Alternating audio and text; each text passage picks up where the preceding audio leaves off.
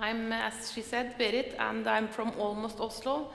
A violinist, viola player, and conductor, with at least, as a member of the Hvert String Quartet, one of the musicians in Norway who has survived the longest in the same band.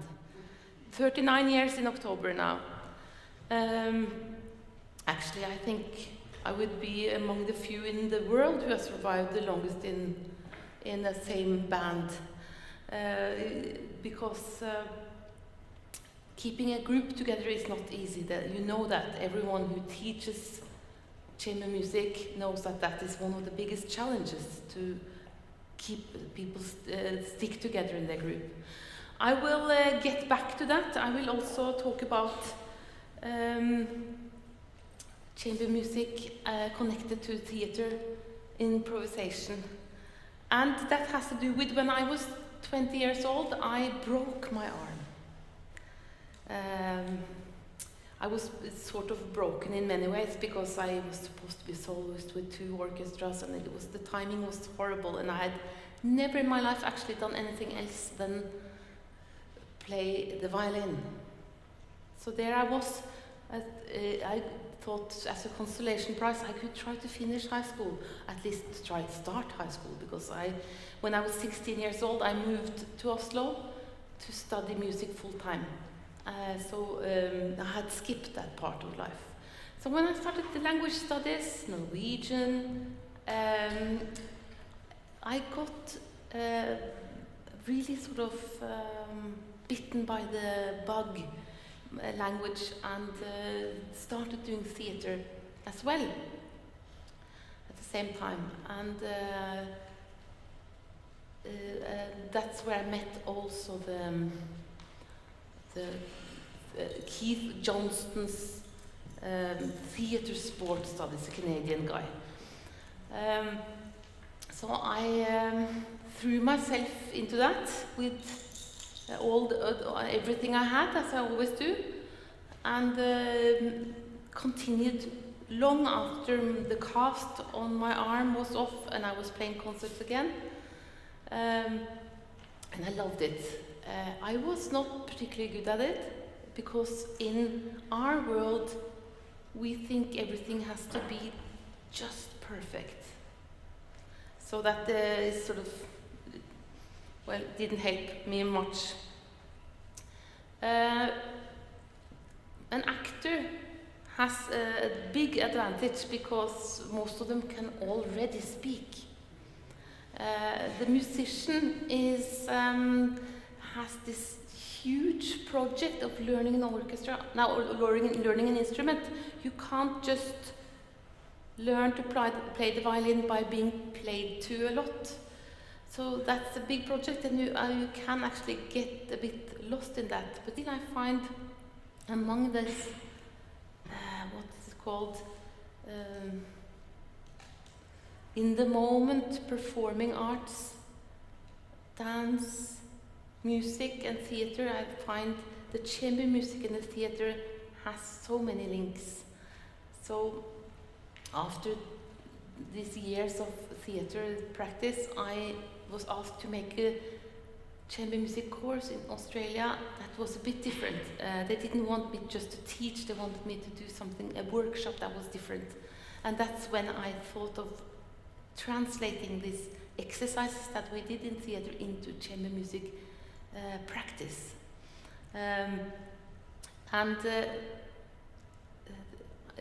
It was a great, I learned so much from it myself, because I realized that there are things that in our lives that we already somehow know, but we haven't put word to it.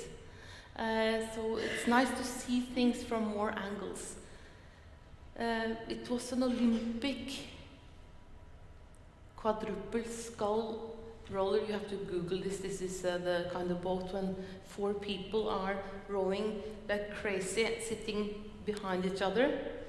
It's the one here who decides how hard they can go, how fast the maximum pace can be, and it's decided by how, what is the maximum pace of their weakest thrower.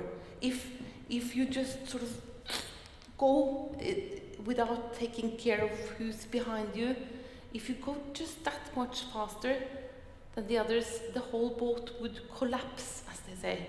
And this is also chamber music in a way. So we can do this as a little, I need a chair. The power of one thing, if we are sitting down in a hall, you can join me too, guys. And at some point, we will get up on our feet. Nobody says when, but it will definitely happen. So, you will notice that there is something happening in the room. We're then waiting for somebody to get up.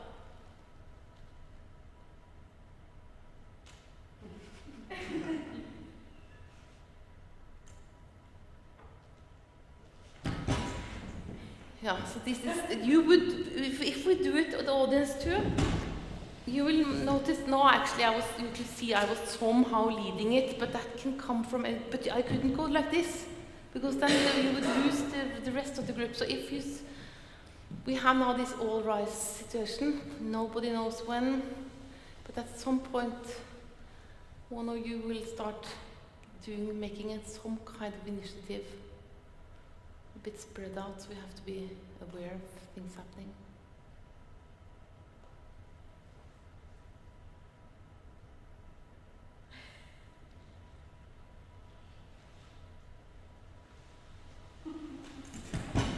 Yeah, this is the kind of side mirrors that we use when we play a string quartet. I try to feel where are my colleagues at any time. In theatre, there's just a little bit more of babbling before you can. In theatre, the interpretation is based on 4 pillars. And the first one being status. It's very, they have a lot of fun things with status too. You know, they have the servant and the king and that kind of exercises. Very important. The human ear can only hear 3 voices at a time. So you have one too much. So but we have all the power to decide what are the audience going to listen for. This is our job, and it's not like we have to listen to 3 or 4 people the whole evening. We can switch in every bar between those three, the different constellations. But it's not possible for us to actively hear all 4 voices at the exact same time. So that's why it's so important with knowing how important you are at any time of any moment of the music, and to play according to that. This is surprisingly easy. I did that with did some exercises with a group of this tall, not very gifted, I'm sorry to say, children on the violin, and I gave them sort of a number from 1, they were 7, 1 to 7, and asked them to play a piece where the number 7 was playing the loudest and number 1 was playing the softest. On the first try, they did it. And then there we are with our students, and we can't shut this person up or we'll get this one too.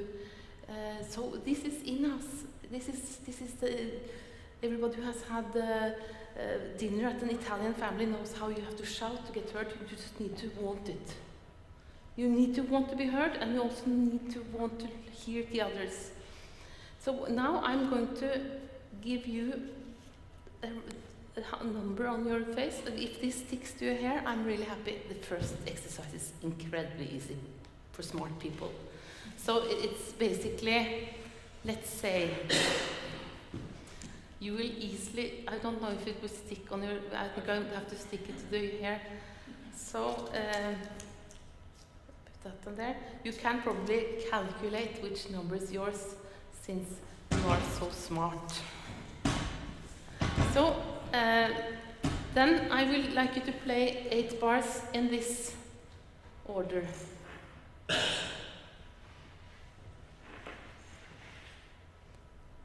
Which one is the loudest? 4 is the loudest.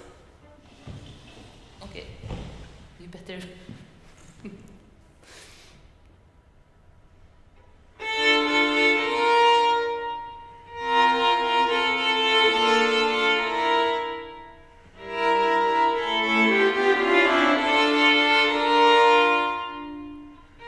Great, very good. Let's twist it up. Let's say 1 is the loudest.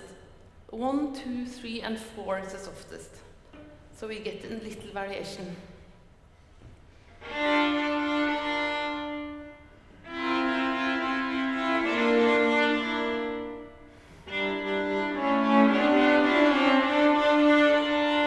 There are very many reasons to play soft and loud, but this is maybe the most banal. You can also do it very simply.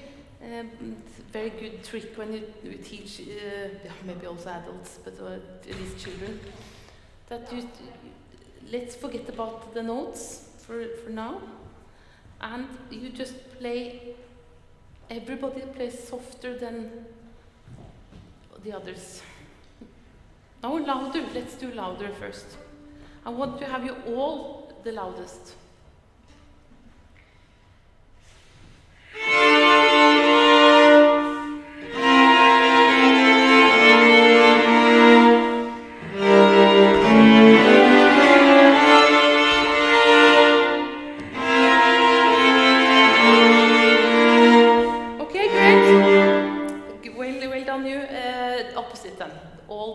Everybody, you have to make sure you are softer than your colleagues.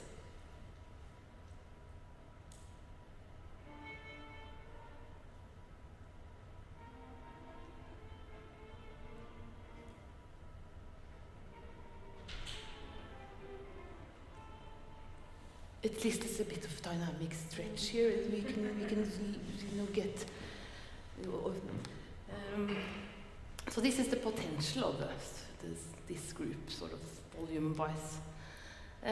We can also make it.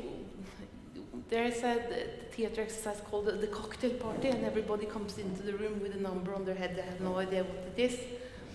But the only way they can figure out their number is how they are treated by their fellow actors. So if they are treated with respect or ignored completely. So sometimes I do make up 4 numbers between 1 and 20. So it's not so easy as 1, 2, 3, 4. So you have to sort of, and then you have to really guess how important am I, which is, we're still on the not so musical way of thinking music. But now since this won't stick, I will glue it to them. Let's see.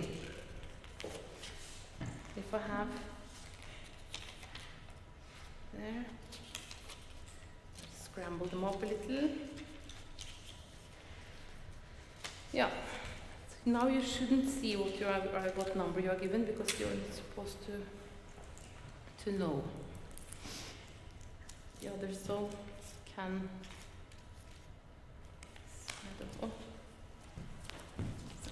Inefficient. I know we are on a tight schedule.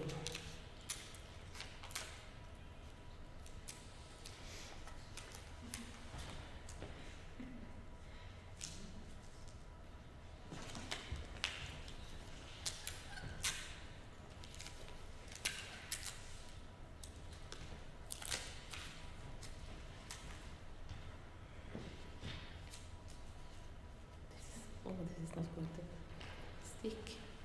And then, okay.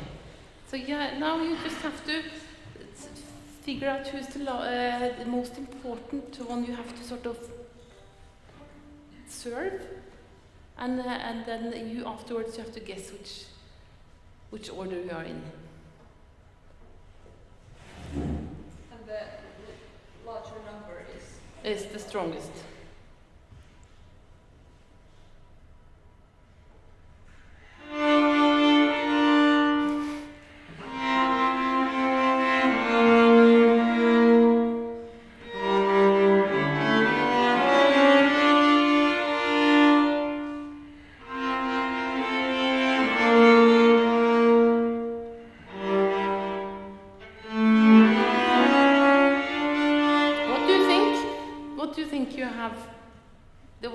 Where do you think you are on the scale?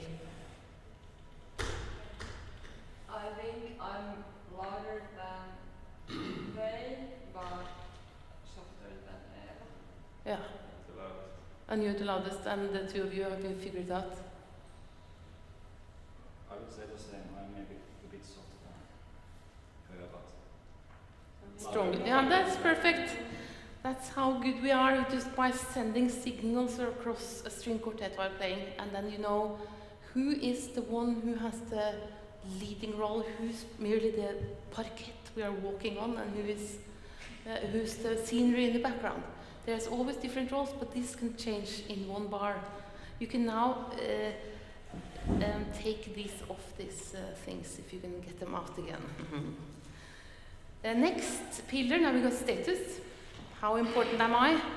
Next, motivation, which makes music fun. Because you want to know why exactly this note now in this way. This is what you have to get behind every single musical meaning you do. Just create this importance from every single note. So let's see what smart things I've written about this theme. Just a little second. Yes.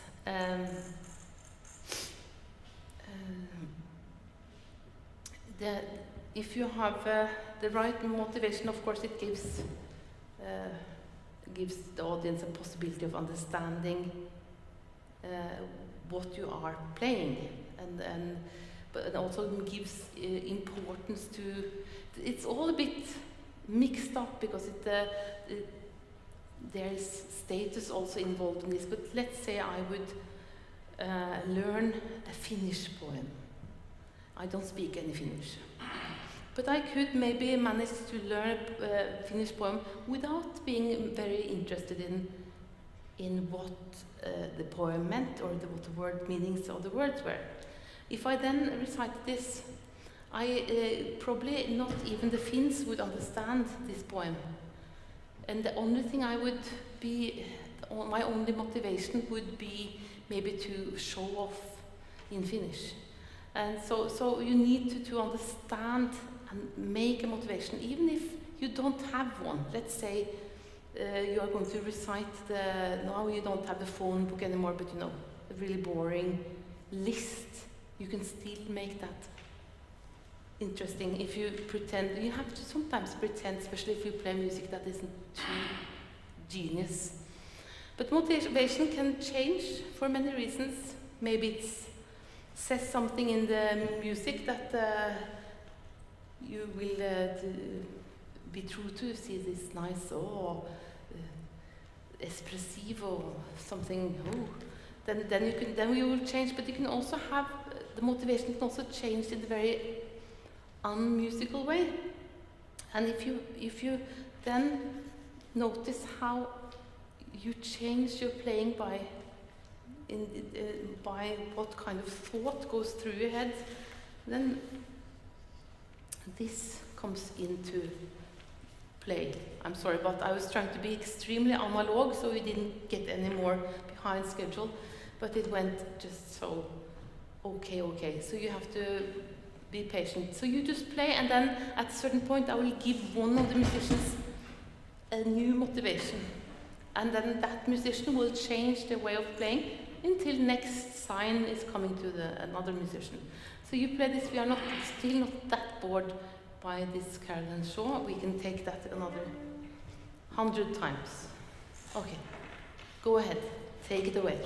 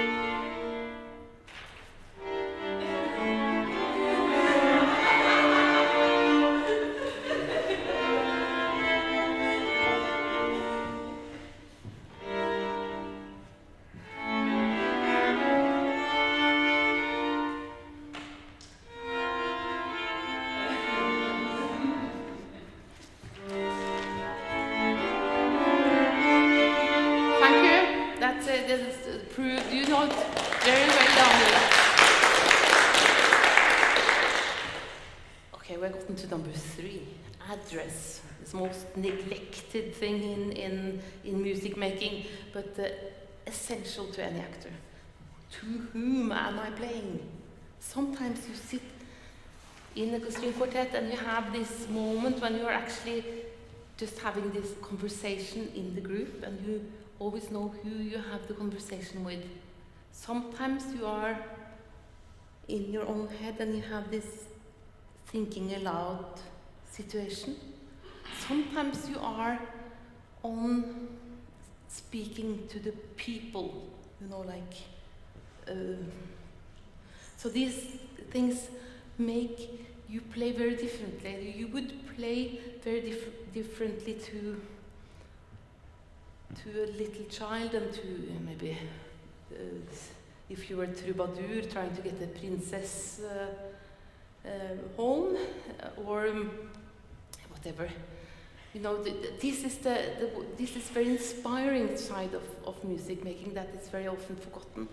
That to whom are you actually playing? In theatre, it's also taken into consideration a lot. I didn't understand that in the beginning, but said, where are you coming from? And we come from the bar behind, just played. But if you have played a really, really hectic passage and then you get into this quiet moment, you can't just be serene, you are still breathless. And in the theatre, this is very sort of important that you just don't forget what you just did. If not, it will sound like you're sort of zapping through channels that and looking at, you know, really different things with no connection. So the connection in this is also an inspiring thing to work with groups.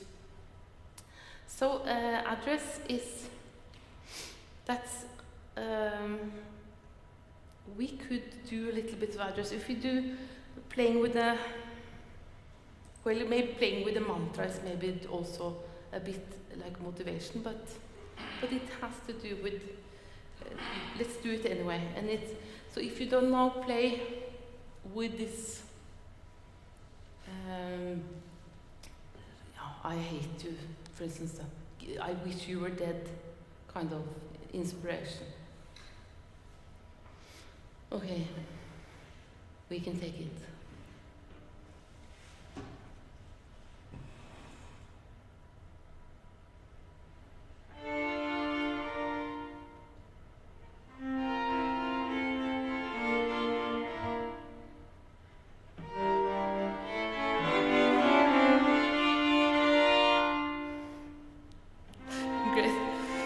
Two good people, but still. What about the opposite? You're just filled with all this love, this overwhelming sensation of love.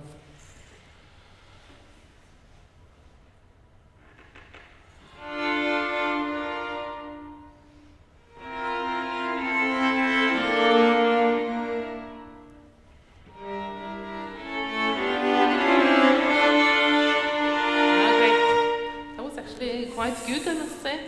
Then you have these different relationships. Could have been something else, obviously, but let's say that it's one of your colleagues you love, and one is incredibly funny, and then one, unfortunately, stinks. I want to see that from all of you. You have to pick one and don't change. We will see that and give us that picture of how your relationship is with your colleagues in a couple of seconds.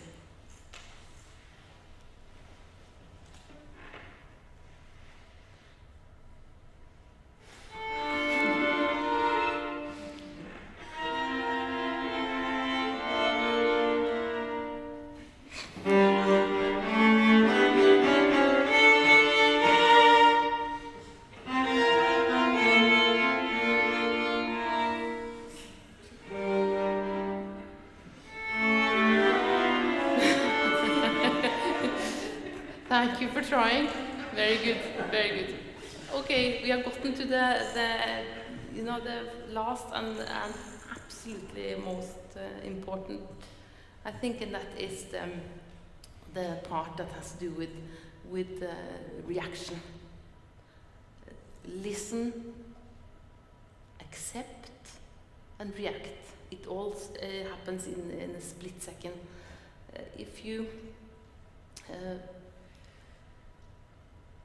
If you hear, there is an exercise in theater sport that is called yes, let's. Very good start of any sentence. So then one says yes, let's. Yeah, let's say jump up and down, and then everybody says yes, let's jump up. The next person says something else, and they all say yes, let's. Another exercise is to do a storytelling, one sentence each, and every single sentence starts with yes.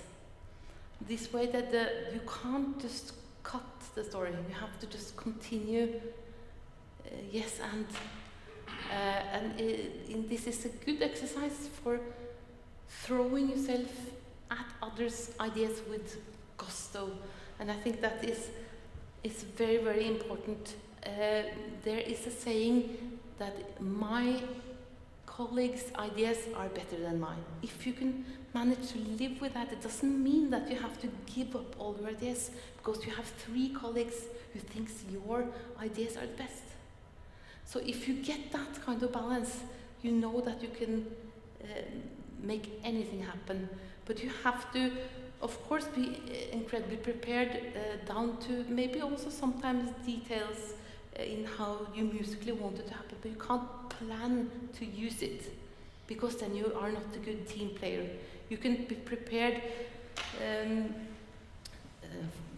you have to be prepared to let go of a lot of your darlings, and that's part of the game.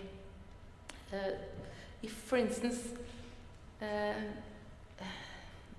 of course there is a yes, let's, but there is also if you play this theater sports, there is a point when if an actor so-called blocks the scene by not following up the direction the scene is going in, the jury you are out of the game. And musically, blocking is done all the time, and normally it happens because people are sleeping at work on their job, or couldn't care less actually. So if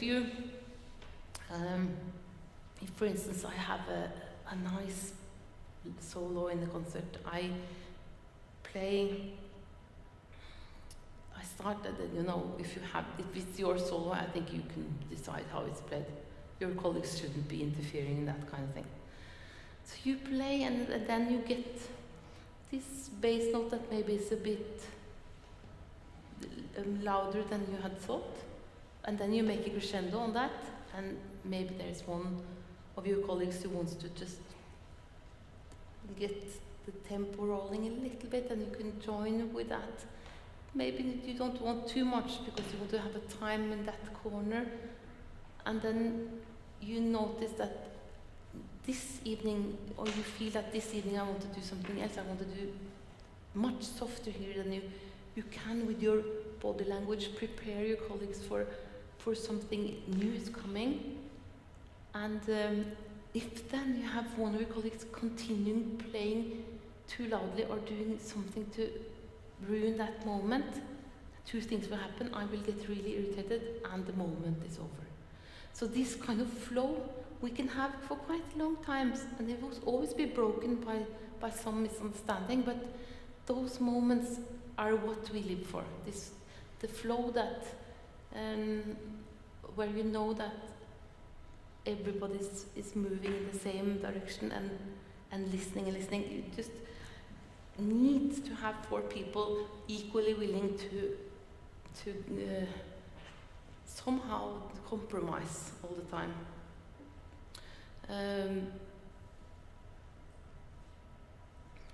So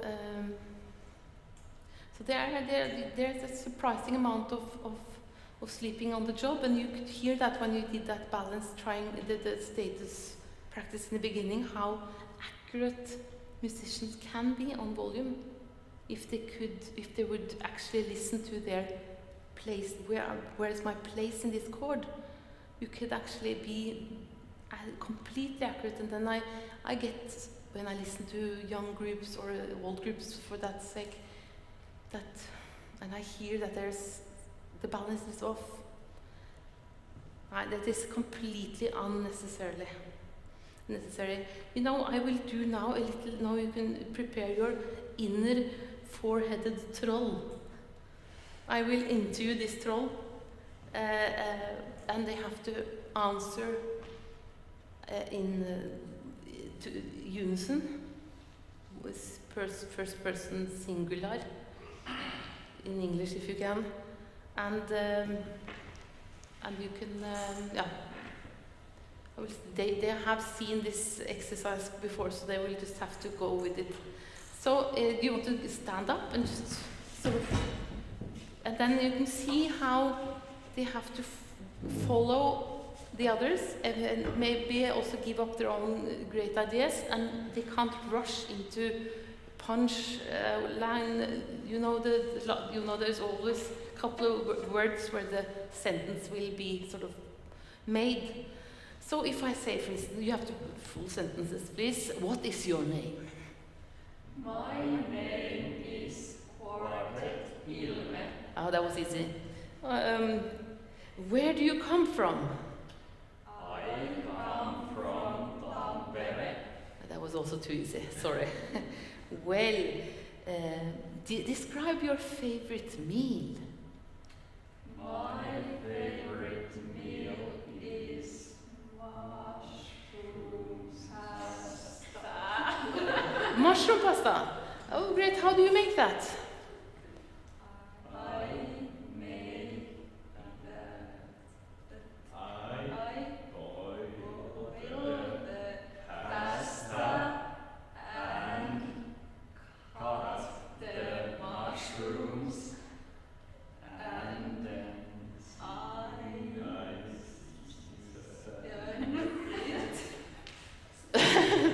Good. It sounds really great.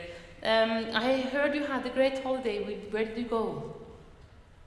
I went to Tallinn. Ah, in Tallinn. What was the best experience in Tallinn? The best experience was to play with each other. Great answer. Of course, Tallinn has a new city anthem. Could you sing a little bit of that for us, please? No, thanks. Take it away.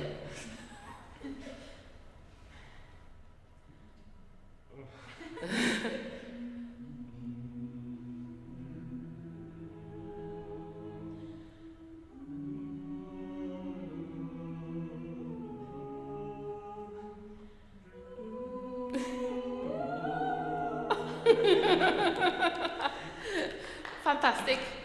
I really like this group. They're a really sporty group of people, and now you're going to get the last exercise, meaning that you have to leave us for 15 minutes while you have to listen to my chatting. Or you get 10 minutes because we are on schedule. You have to. The reason why you have to sit a little bit close together is that this time you are allowed to pick. Normally when I do this course, I have news headlines that I give. They have to draw one each, and nobody knows who took which one, and afterwards we have to guess. Since there's only one group, they can pick this time, so it will be a bit easier for you. You pick two, and in 15 minutes or even as quickly as you can, come back with some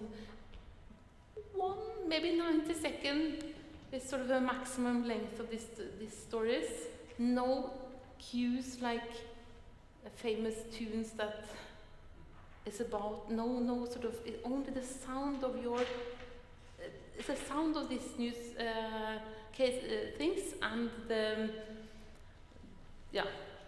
and how we can guess this. You can just go to the cafe or wherever, and in the meantime you have to share these. I have 10, so you can just sit a little bit together and send this back, and then so when they come back we can guess what they are at.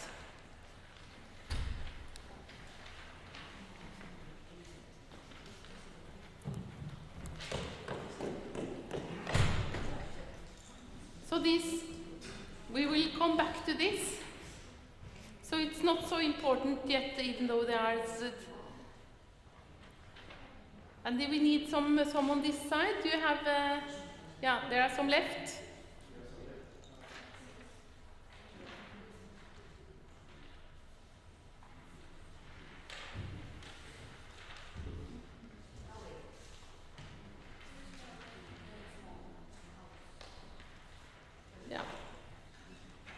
You will have to, anyway, it's a bit, they will, in 10 minutes you will have to, we can look at this again while watching the quartet play.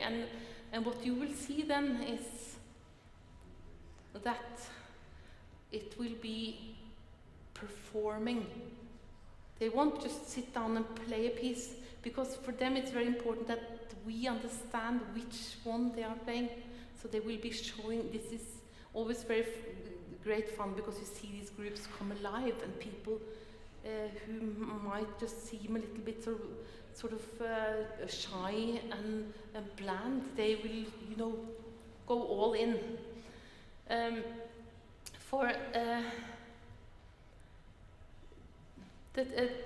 I think I always say also today the biggest challenge for groups is actually to stick together long enough so they get all the hours together that makes them a great group.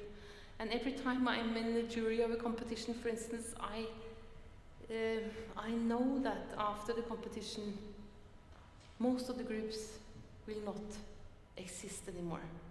They die, especially if they don't win, they will die. And it's such a shame that we joked about that once, that we should have some kind of prize when you get the other half of the money in 5 years or something, that you had some kind of will to keep going. But there are many reasons why some people prefer to do things alone, very human reasons. For instance, economical reasons. You get four times the pay if you are not in the string quartet. You will have the control. Only the most confident people can give others responsibility, because you might lose you can't decide everything, and you sometimes the challenge is the colleagues don't want the same things as you very often, or you might feel threatened. Some musicians prefers to hang around lesser talents, which is a weird thing, but I even remember from old times orchestra could hire maybe it was an old story from Norway when they hired actually the not best oboe player because the oboe player in the orchestra couldn't stand the thought of having a better second oboe than himself on the first. So you know, this kind of it can happen. It's very human, and then you commit to a joint goal, and that sort of contract that you have the same as you're not deciding over your life anymore in a way, and so I think you have to also after the concert share the glory, and you know, you can't just take all the praise yourself, which is a shame really. But and also I read some books about group psychology because I did almost the same lecture for the Oslo police, which was quite fun actually because they could recognize all these things from their little groups of work. And in these books it said that, you know, the ideal constellation of a group is that you have to have someone who has a kind of leadership, not as a musical leader, but maybe somebody who has a follow through and makes things happen. And then you have to, it's good to have a challenger who maybe looks at better solutions and things, and the organizer. In our quartet we don't have that, I'm sorry to say. And the thinker is that basically the pessimist, and I think every group, it's good to have a pessimist in a group, and you should treat your pessimist very well, because that's the person who makes you practice just that 1 more hour. And then you have the supporter is always happy, and you know, just lots of good vibes, and it's the one that sends, you know, sweet mails to all the promoters, and that's also very good to have. But cooperation and conflict, it is 2 sides of the same thing actually. And the biggest challenge that groups meet, I think, is different levels of ambitions. You have that one person who doesn't want it as much as the other, or one who wants really much and gets incredibly irritated when the others go and do 3 weeks in orchestra or something. I think that is what kills most groups. And then you have the dominating behavior. As you saw from these examples, you cannot have a member in a quartet that means that they're just better than the others. It ruins every good rehearsal. I even played with a guy once who said, that maybe he was more of the sort of passive-aggressive kind, because if somebody said to him, or wished something from him, he said, "Excuse me for respecting the score," he said. And then we thought, okay, let's just forget about this rehearsal. Let's get through this concert. There's no use of spending time with this kind of people. So the people who lift their hands up and say, "Wasn't my idea." You know, you don't stick together as a team. Or somebody always will find somebody else to blame. You know, who's too flat and too sharp, and you were rushing. And I think if you don't have any way of saying things nicely, of course it's best to not say anything. We often tell the students to just do neutral things. Don't interfere with each other's solos. You have to trust that your colleagues are musical enough to make their own musical choices, and use the metronome, tuner, whatever you want, to have this neutral thing coming from outside, so you don't have to fight over who's rushing, who's slowing down. As little talking, as much playing as possible. When we just play through slowly in a quartet, and then we know all from that first slow playthrough what's the problem, and we even just put the brake on if, without saying anything, if it's a bit out of tune, we'll just, and then we will go back in tempo, and then we never chat. If we do that, if somebody starts, then it always falls apart. And then, of course, I have met the hidden agenda, that person who will join the string quartet in the hope of being able to join another string quartet, which is, it's a bit difficult to work also on if it's no long-term commitment. And last on my list of challenges is what is in English called social loafing, which is social loafing. In Norwegian we have a word called unnasluntring, which sort of covers it all. Somebody who, everybody has done a group work when there's one who doesn't really contribute. And just the blind passenger on the boat who just enjoys the ride and everybody else do all the work. These people are social, are loafers, and there is a French researcher from way back in the beginning of the 1900s something who made an experiment on this, why this happens, and they had the dragkamp, the pulling of a rope, tug of war as they call it in English. And it was sort of attached to a machine that could measure how much they were pulling. So they were adding people, but the strength wasn't doubling 3 times, 4 times. It was just not growing as they would suspect. And that was because if you are on the back of this rope, you will just hold that little tip of the rope and not be too interested. 1 minute left, guys. And there's also in 1979 it was an American experiment when they had people in a room like this. It started with one person clapping and shouting as loudly as they could, measuring the decibel, adding people. So when you have 2 people, what you give is only 71%. If you have, it was scaring because I thought, oh, this is why it can be so difficult. Because if a group of 4, it fell to 51%. 6, then it was down to 40 something. 40% exactly.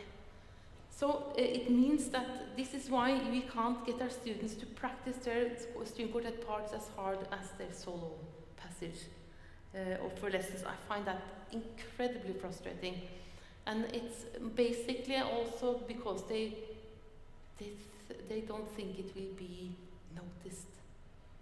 So so that's sort of a huge challenge of chamber music.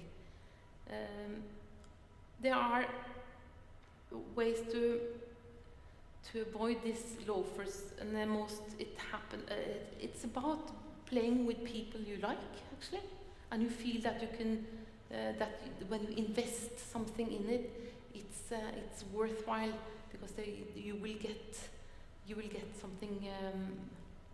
They notice that you play nicely, for instance. Just that it's good to have that you notice each other, and so they are mostly so that it.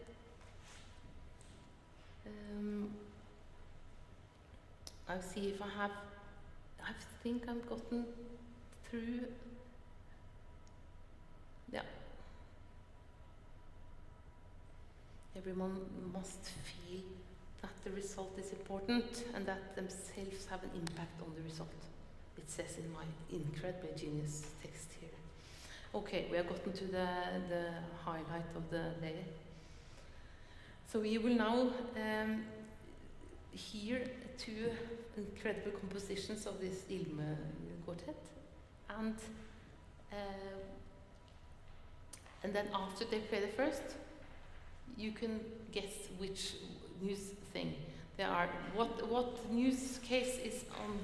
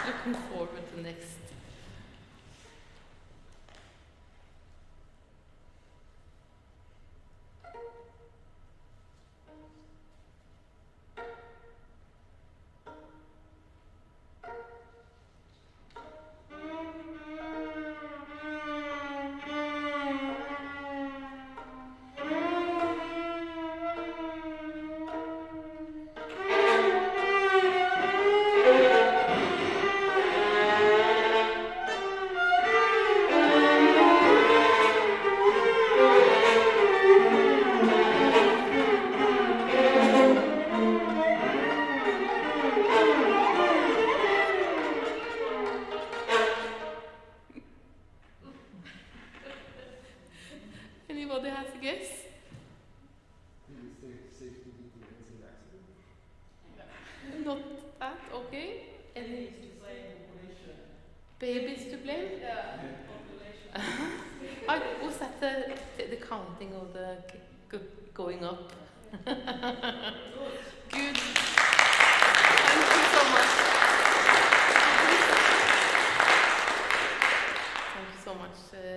I think this is a very, very, very clear ending to this. You can see how you are interested in listening to this group when they play these things, because I looked at you and you are like this. They are performing pieces that really sounds like great bits of music, because it's so convincingly presented to us, because it's important for you that we understand what they are telling us. So this is the core. This is what you have to always take into your music. And by this I will shut up. Thank you.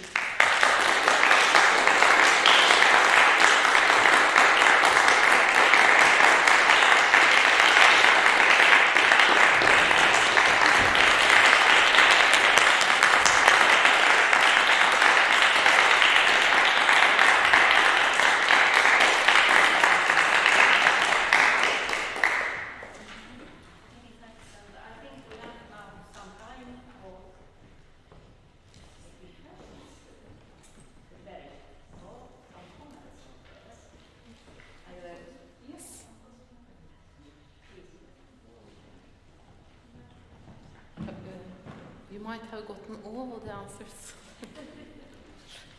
already, but if you have any questions, you just fire away. Also during lunch if you want. Thank you very much. Really, really interesting. I already made the notes and I have ideas what to do with my students. What do you think about speaking before the concert? Maybe explaining something or tell to the audience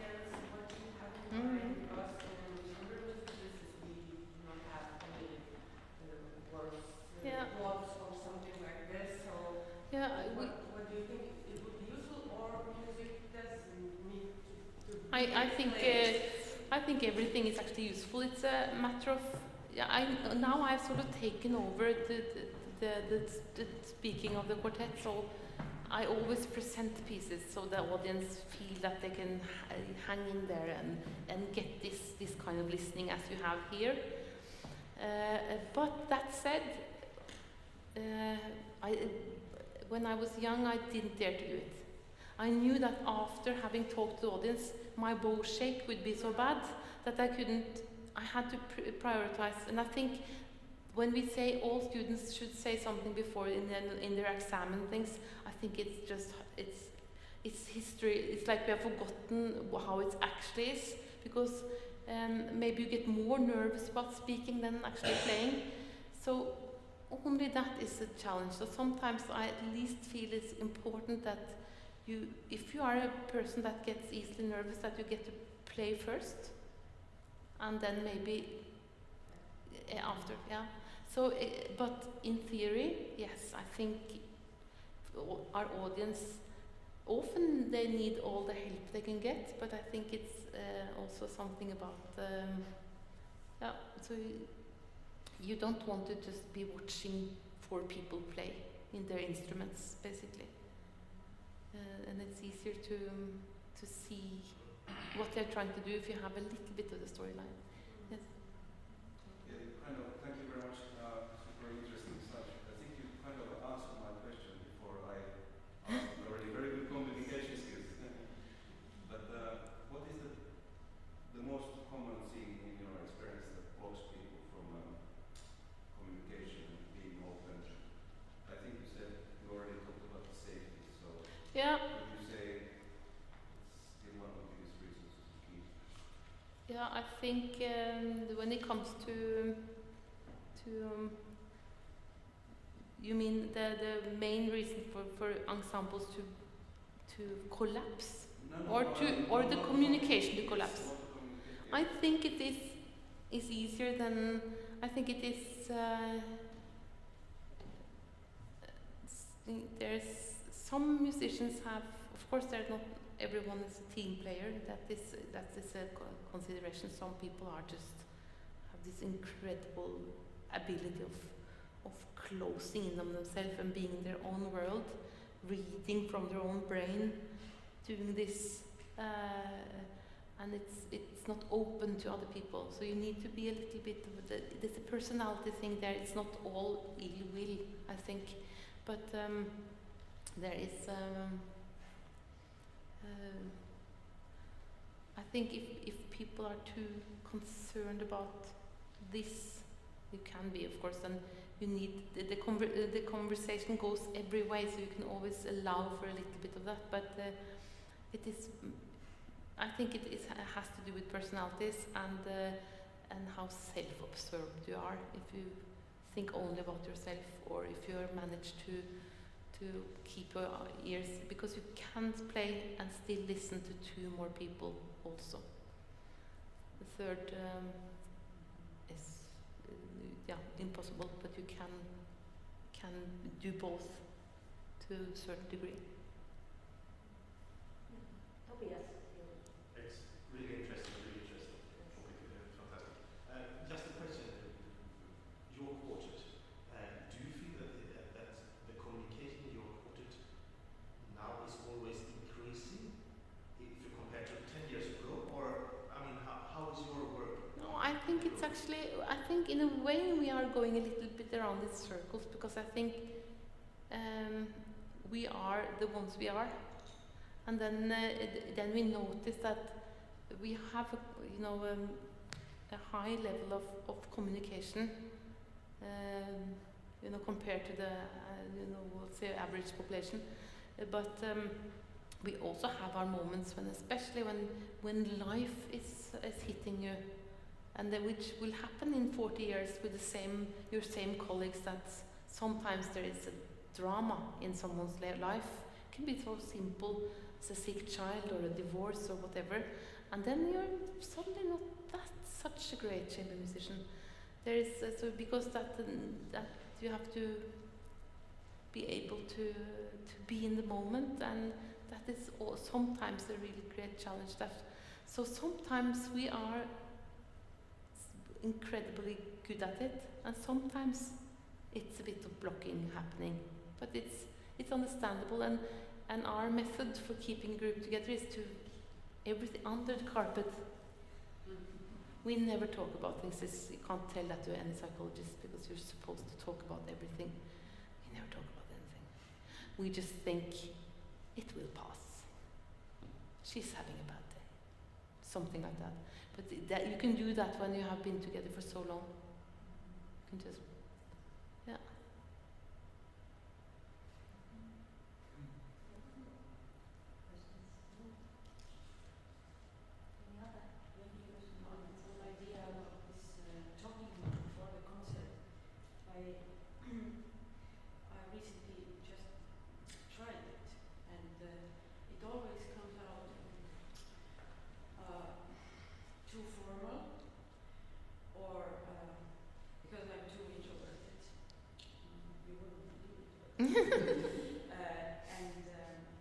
And it doesn't sound together with the poetic air of music. It just doesn't. The sound is off. Yeah, I The see sound what you of mean. the timbre is wrong. And then I tried to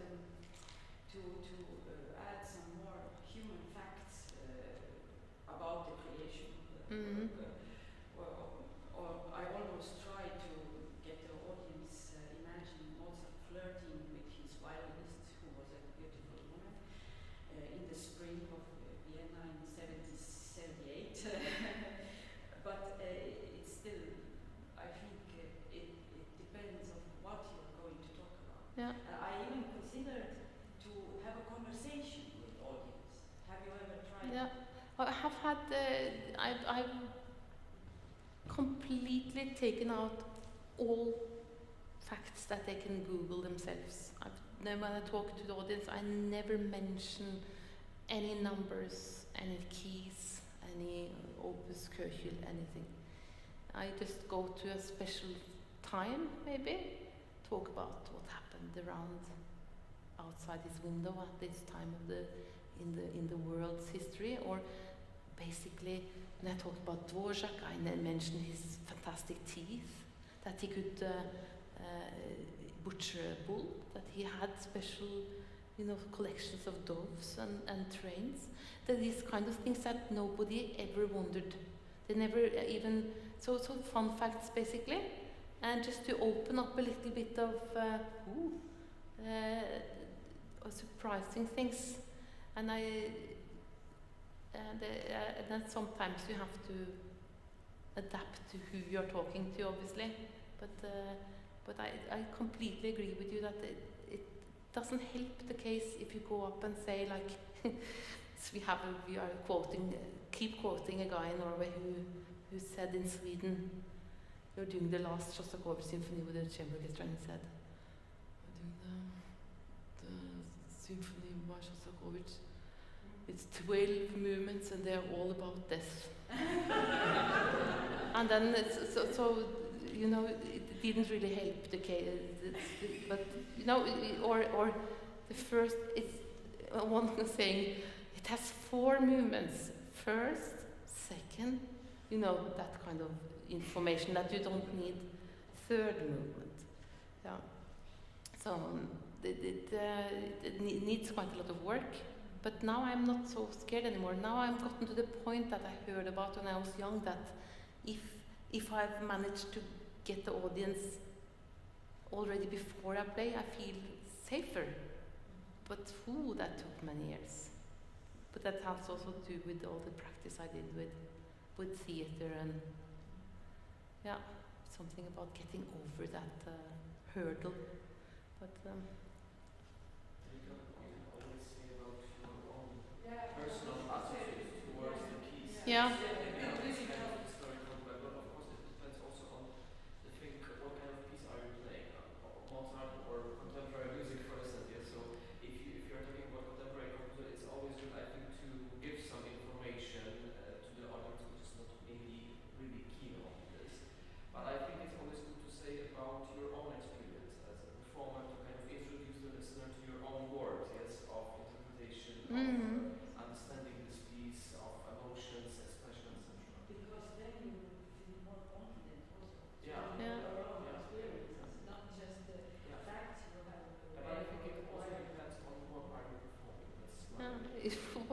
I have once had this. A good friend of me was presenting. I was going to do some solo piece, modern solo piece on the violin, and he presented me in an incredibly funny way. But he was preparing the audience for a horrible experience. It's so, you know, it's, and so afterwards they felt so clever because they had survived this gruesome moment.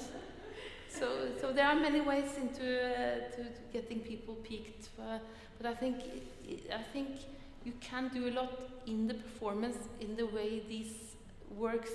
If you see the will of the audience, that they are actually so active as the Ilme quartet was in the last little two pieces, you can hear when they are completely behind the score what happens. From your side, some comments? Well, I think now it's like the third time we're doing these exercises. It gets easier. The first time was very bad. It's scary. Because we were scared. Yeah, I guess. Yeah. But now it starts to be fun. You can actually like just try something out. Okay, this works. This doesn't work. It gets easier. Any other comments or? No. Do you still recommend some tips, although little, but some theatre lessons or musicians? I think you can learn a lot about everything from how to enter stage and how to present yourself, but there is a lot said for that shy person who sort of sneaks on hiding behind his cello and sits down and then wow. So so it must be you. It must be you know, real. So if you like try to pretend you are someone you are not, it won't work with the audience. Even so to a certain degree, it helps to know about, you know, how we behave. Like you see on the that you walk too quickly, that you're bowing too hectic, and this. There you can learn about how to do things better, but you have to be true to your own personality first and foremost, I think. Yeah, thank you so much for saying that. My conservatoire has music and theatre. Yeah, both. And every year, what we hear from our drama colleagues is that we in music, we can learn so much from. Yeah, exactly. They can learn more from you, as I will say. But they're not interested in that. No. But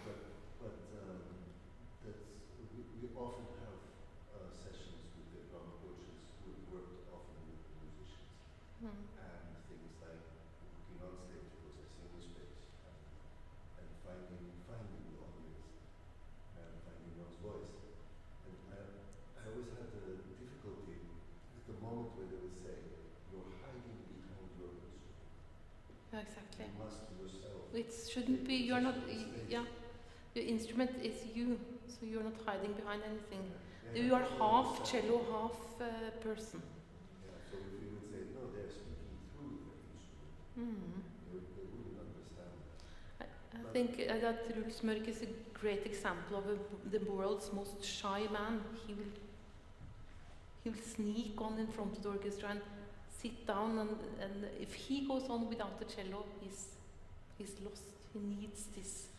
So, but it raises the issue that comes back every time the presentation, and also even when in for example in a chamber music class where we could do exercises which are very similar, although these were certainly look forward to using some of these, but also very similar, which is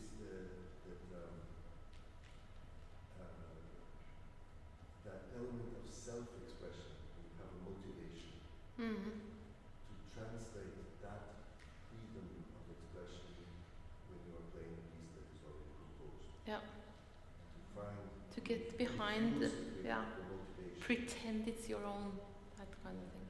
So you have ways of approaching that, so that because sometimes they can feel that freedom of expression when there are no stands, Yeah. and they are just doing the motivation itself, so they're inventing things to represent. But then when they go back to the written music, they lose it. Yeah. And it has a little bit to do with the size of the gesture often, because you think you are doing a lot, and the fun thing is when the most shy person can come alive in an improvisation because they are pretending to be someone else, or they are actually making a parody of something else. But that, it almost takes that, and suddenly you see that the shyest person in the group is just wild. And then you go back to playing their Brahms, and it's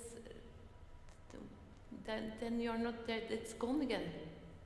So it's very important to manage to get these two things together, because it's the music that is written already that is our task to present, and that's where we need to put. So we have to pretend. My teacher always said that I always had to make a story. What happens here, what happens here. I don't think it's important. I think it's just more of you need to sort of be behind, so whenever you take up the violin, you are already full of that, what is going to be presented, what is coming out. It shouldn't change if you are doing Mozart, or if you're doing something that you wrote yourself.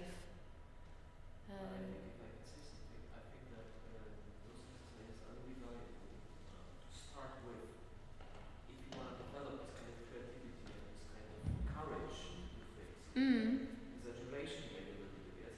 So it's good to start with this kind of composition or even improvisation, I think, before you get into Mozart or Brahms. Because some students, they face this kind of big quartet or big pieces where they're, oh my god, I have to do this, I have to do that. And they are also closing at the same time. Yeah. So maybe it's good to introduce this kind of exercises, especially with students, with shy students, or with students who are not really expressive, or maybe not sure, and maybe not, they have kind of lack of confidence, yes? Yes. Because improvisation, it opens, and also your own composition, okay? I feel more confident because I'm presenting something that is really my own piece, yes? Not the Brahms piece or something. And they can maybe try to take this kind of confidence later to put it into other pieces. Yeah, I think so. That is linked to what Evan's told before. We need mics. No, it's I'm not speaking. no, but it's very true that we need to. But I think when I see that a group manages to take 10% of this into their Schumann, it's already a huge step. Or if you manage to connect a couple of places, maybe one place, the change of sound, the will to be heard, these things. There's a lot of talking about of playing softly and loudly, but it's all about the will. Strong enough will. Yeah, actually, it reminds me that I saw an interesting demonstration from the Coda ensemble, which came out of the Carnegie Hall Academy. They do a very interesting interaction with the audience, where what I saw was with the Brahms clarinet quintet, and they played for the audience. It was an outreach session, and they played the motive, just the motive from the first movement, and then they said to the audience, give us a mood, describe us in emotion, and we'll play the motive in whatever emotion you tell us. Yeah, that is theater sport. That is how they do it. You just throw out That's great. But I mean, of course, it animated the audience because they could see the relationship between a specific kind of musical expression and an emotion that they would name. They would say heroic, or they would say angry, or they would say sleepy, and then they would see exactly what happened to the motive. And then they would explain to the audience, this is what Brahms is doing. Yeah. And then they would play different sections of the piece where the motive appeared in different moods. And actually, that's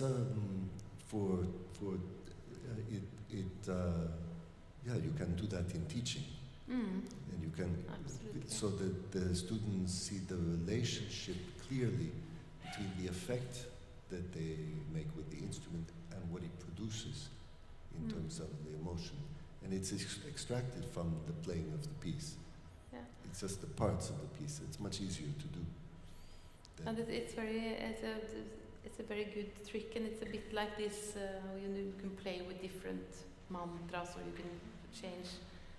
And I also saw once a recording from Outreach Concert for Children in Wigmore Hall, and it was Schubert Lieder, and I thought it was one thing that really took me there, and that was when this baritone was singing the lead Atlas, holding the lid of the piano up like this. He was holding this, the sky on his hands, and he was holding that, and he was singing, and the impact. The kids were just, they understood that there were just this. There are lots of clever people out there doing great things. In Estonia, they had a project. They performed the Wolf's Mörikelieder or the others. I don't know. But it was staged like a couple went to the therapy, and with the therapist also on the stage. And it was amusing.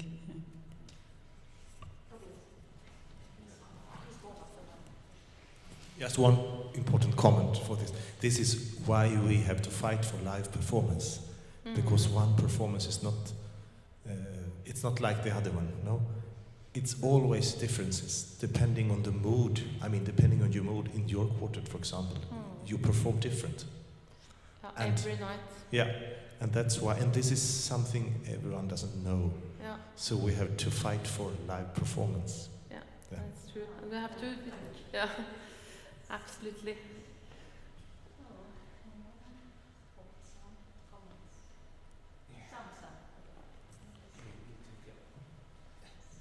Yeah, thank you so much. So in the first project, so over 20 years ago, we launched then the notion of the common laws of all performing arts. And now I was very happy to hear. So this has been what I have heard. But I think this has been one of the most important lectures in the history of the ECMTA. Tack så mycket.